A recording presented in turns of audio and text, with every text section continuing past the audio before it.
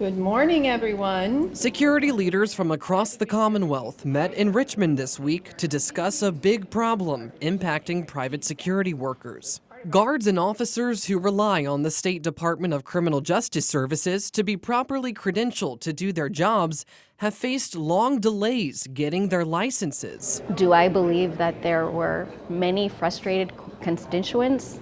Absolutely. CBS 6 has heard from many in the industry complaining that DCJS licensing delays have caused staffing conundrums and hindered the ability for some to find employment due to not having a proper current certification, even after they completed and paid for their required training. It's been like a huge setback, especially because it's just money I threw into a hole and lit on fire at this point.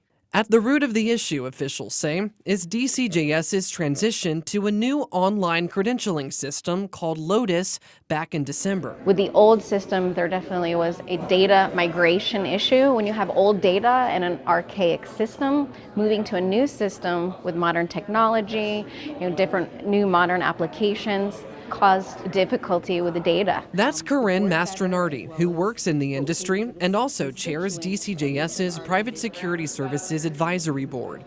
On Wednesday, the agency updated the board about its progress to address system challenges. Every one of us is experiencing this frustration. The DCJS team certainly is experiencing frustration, and they are working very hard. Division Director Aubrey Granderson says DCJS typically processes about 2,500 applications per month, but saw a great reduction in January through March, with about 2,800 processed in a 3-month time span. In April, she says the agency made significant progress to catch up on that backlog that's been building since the launch of Lotus. Though some have argued that DCJS should have done more testing of the system before the rollout, Granderson says, We did test the system to the extent that we were able to test it in the time that our current vendor gave us. But these problems are also highlighting the constraints of an under-resourced department.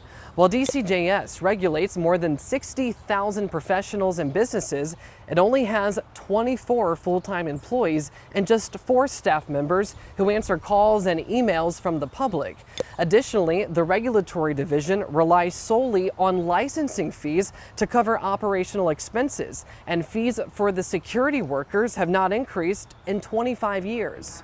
Your hands are tied by so many things, such as not having the proper funding, not having the proper staffing. Legislation is vital in regards to funding for the DCJS and the private security entity. Mastronardi says she's optimistic that once DCJS irons out the kinks, the industry will have a reliable and effective credentialing system.